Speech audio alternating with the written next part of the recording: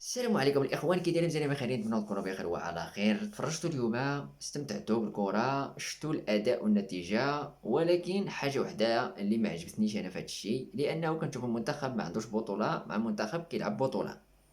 منتخب كيلعب بطوله عنده الملاعب ذات الجوده عاليه، وفي الاخر كيخرج على يد السودان. كيفاش هذا الشيء؟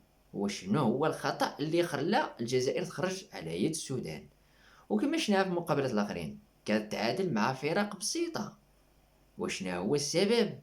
احنا بغينا نعرفوا السبب. من هو يأتينا بالسبب أم يبيع لنا الكباب؟ المهم الإخوان ديالنا غادي نمشيو نشوفوا الإعلان الجزائري شنو كيقول على المقابلة ديال المنتخب ديال بلادو ذات السودان. نمشيو نشوفوه. فضيحة، تبهديل، اموال تلهنا طائله، لاعبين يخرجوا بالملايير المليارة، ومع ذلك تخرج لي مع السودان. بهذه الكارثه. الماتش اللي فات كارثه، اللي قبله درتو ماتش واحد مع اوغندا، كاملين كارثه. كرة في الجزائر ما كانش، البطولة فاسدة ما كانش، يخلصوا الأموال الأندية منا ما كان يطحن المنتوج والو. لعبة فاشلين مع السودان، مع السودان اللي ما عندهاش بطولة، السودان اللي ما تسعاش بطولة. المنتخب المحلي ضد نظيره السوداني لحساب الدور الربع نهائي لكاس افريقيا للمحليين. سيكون لنا حديث. Bon, c'est sûr qu'il s'affaire ماشي سهل par rapport à l'équipe de Guadalajara. Et franchement, c'est pas une excuse parce que qui chauffe tout le match, l'équipe du Soudan était plus fatiguée que nous. Donc physiquement, on était là. Et non, mais ça c'est le football. Quand tu arrives dans la deuxième partie en quart de finale, c'est des petits détails. C'est المؤتمر الصحفي قال أنه بعد هذا التربص الذي دام منذ 18 جويلية تقريبا إلى اليوم 23 أوت، شهر وخمس أيام، سمح له بالوقوف على العديد من النقاط الإيجابية، واللاعبين الذين سيكون بإمكانهم التنقل معه إلى قطر للدفاع عن التاج المنتخب الوطني في كأس العرب. قال أنه ليس كل الفريق سيتنقل، لكن هناك عدد كبير من اللاعبين. هي دورة الشان، هي اكتشاف، او خاصه انه اكتشاف للعديد من اللاعبين الذين لا يملكون الخبره. هي ربما اكتشاف لنا نحن، لانه لاول مره في افريقيا كاس افريقيا في ثلاث بلدان مختلفه، يعني تنقلات كثيره. لذلك ربما هي مغامره جيده بالنسبه للمنتخب الوطني، رغم مثل ما قلت انه الهدف كان التتويج. ولو تاهل اليوم المنتخب الوطني اكيد انه كان سيخطو خطوه كبيره للبلوغ النهائي والتتويج بالكاس. لو قد تعطينا نقاشا آخر. أبقى قبل لو كمال حالة الرضا التي استندتم إليها، ولست أدري أنت كنت واحدا منهم. حالة الرضا قلت بين الجماهير بين الصحفيين، على ماذا استندتم مثلا حالة الرضا هذه؟ وقلت بأنه مثلا 3 تعادلات، انتصار واحد على أوغندا، ثم منتخب لم ينهزم. هل يقاس المنتخب بعدم الانهزام أم يقاس المنتخب بالنتائج النهائية لأي منافسة؟ السودان والجزائر مواجهة حاسمة على بطاقة نصف النهائي في الشام. السلام عليكم ورحمة الله، خاوتنا في قناة عبدو سبور، مرحبا بكم داخل الوطن وخارج الوطن. خاوتنا الكرام، راح نشوفوا اليوم مباراة قوية وقوية جدا بين فريق سوداني قوي وفريق جزائري اللي كان بدا هذا الدورة بقوة، لكن حبينا ولا كرهنا نازل المستوى ديالو ل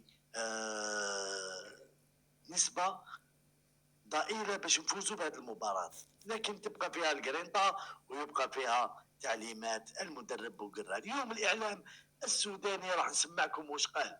الإعلام السوداني بعد فوز المغرب على تنزانيا وانتظار مواجهة أوغندا والسنغال، سيتعرف المغرب مع من سيلعب النصف النهائي. واليوم الفريق الجزائري لو يفوز على فريق السوداني سيلعب امام فريق مدغشقر. الصلاة والسلام على أشرف المرسلين.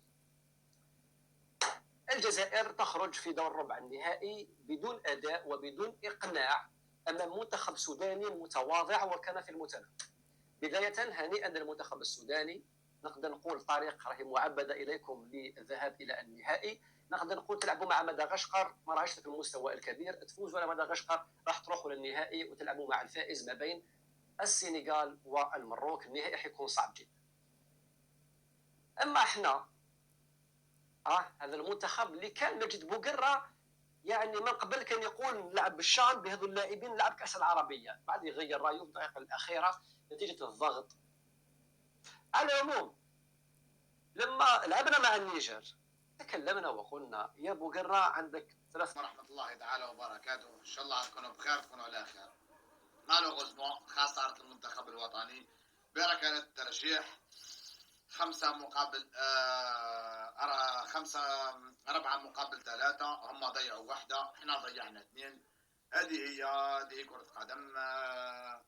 هذه هي البطولة المحلية يا خوتي الأعزاز. احنا شجعنا المنتخب الوطني ونقعدوا نشجعوه. احنا وانا قلت لكم قبل الفيديو، قلت لهم شمخوا طريقه.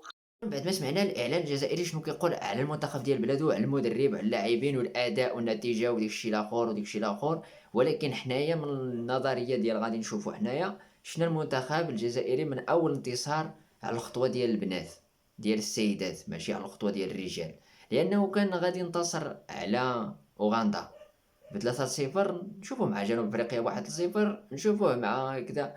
ولكن منين شفناه تعادل 3 ديال المقابلات وفاز بوحده وخسر بوحده، يعني شفنا السيدات كيفاش داروا الدوره في المغرب. واليوم كنشوفوا الجزائر المنتخب المحلي مع ماجد بوقره بنفس الدوره اللي داروا السيدات، يعني السيدات فيهم واحد شويه ديال النفس، اليوم يتقاتلوا مساكين. وحاجه واحده اللي شفنا في الدراري، واخا كيلعبوا وكيكونوا خاسرين وكيرجعوا بالنتيجه ما كيجيبوش الهدف ديال الفوز، هذا هو اللي بقى النقص عندهم.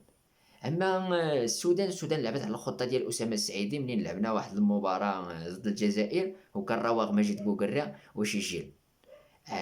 باش ماجد بوقره عرفوه بانه حتى في المسيره الفنيه الكرويه ديالو كان كيعاني مسكين في الدفاع. المهم الاخوان ديالنا، نتمنى يعجبكم الفيديو والسلام عليكم.